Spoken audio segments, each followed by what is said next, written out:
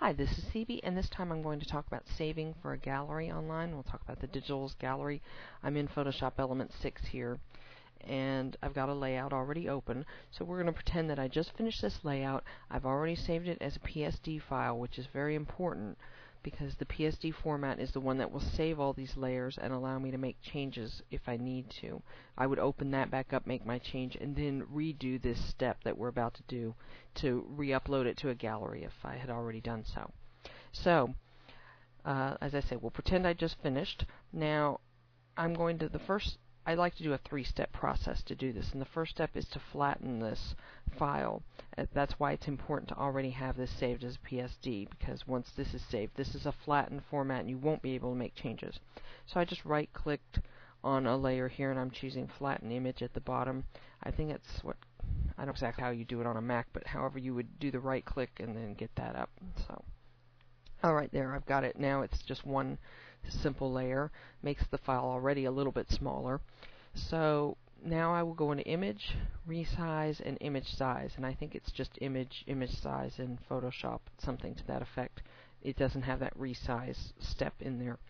Now there's two check boxes you want to make sure that are checked before you do this. One is Constrain Proportions, and that will make sure that when I change the width, the height changes in the same ratio. So as you can see, they're linked here, and then one will affect the other. That just keeps it in a nice square. And the other is the Resample Image box, needs to be checked. And you can use bicubic for this. You don't really need to go change it because we're shrinking down, and I find it's not quite as important to which one of these you use when you're going down as opposed to when you're sizing up. But just make sure that's changed. So the first thing to do is we've got this resolution here, which is 300 pixels per inch, and that's a print format. Let's change it down to a web-friendly format of 72 pixels per inch. Now once I change that, you'll notice these at the top have also changed as well. So it's already gotten smaller. You'll see that it's 2 meg instead of the 37 megs supposedly that it was. But let's go ahead and make this just a little bit smaller too in terms of pixel size. I like to choose about 500 for galleries. 600 is also pretty common, but I'm going to go with a smaller one of 500 and click OK. Now you'll look at this and you'll say to yourself, what have I done? This is way too small, nobody can see this. Well, just keep in mind that we're zoomed way out at 8%. We're viewing this at 8% of its actual size. So I can zoom in here and get to like 50. You'll notice it's much bigger. Here's 100 right there, and now you'll notice that it looks much, you can see what's going on in this layout. So let's just keep it here at this size for the moment and do step 3. So step 1 was flatten, step 2 is the image and resize, image size, to get it down to this. Now we're going to fine tune it to get the amount of the file, the size of the file down under, I'm really not wording this well, am I? Let's try again. Most galleries have a target size that they want your file size to be under. I'm going to go ahead and choose File, Save for Web, and continue to talk while this loads because it can take a minute or two. But that's the third step, File, Save for Web. So for instance, the Digitals gallery wants you to have your files under 200K. Some galleries are even less than that. I like to shoot for 150K or less for the file size. This step, this Save for Web step, will allow you to fine-tune your file size and make it so that you can get under that target size.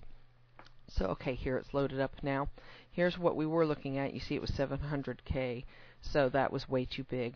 Now, once I'm in here, this is the number you're going to want to pay attention to right here where it says JPEG, and then right now it says 67, which is actually much smaller than what I need, so I'm going to raise it. But if you've never been into this Save for Web menu before, you may need to change this from GIF to JPEG. So that's the first step. Then just go over here to this quality slide, which has got a slider here once you click this. And now you can start dragging this, and you'll notice when I change this number gets larger as I go up, and it gets smaller as I go down. So this is what you're really paying attention to. As I said, I wanted under 150. In this particular case, I've already shrunk this down enough that I can really pull this quality slider up pretty high. There, that's good. Now I would choose OK. I've got a file here that I keep for all my Digitals gallery files, and this is the name of the file as I've already got it, and it puts hyphens in there to show me that it's using the Save for Web dialog. It's just how it works. It says Save Optimize As, which it may not say that if you're in Photoshop, but pretty much the same thing. Look for the hyphens, which tells you that it's using that. Of course, you can change this. You don't need the hyphens. I'm just letting you know that when you see these hyphens, that means that it's using this Save for Web dialog. And I would click Save at this point. I'm not going to do it. I'm going to cancel out of this, but just mention one final thing, that when you go to the Digitals Gallery and you go in there, and you'll notice a spot when you're uploading that it will want you to browse for your file. Go into that folder that you have and find this file, this one with the hyphens, if you left them in there, and upload that file, and that's the one you need. I'm CB, and thanks for watching.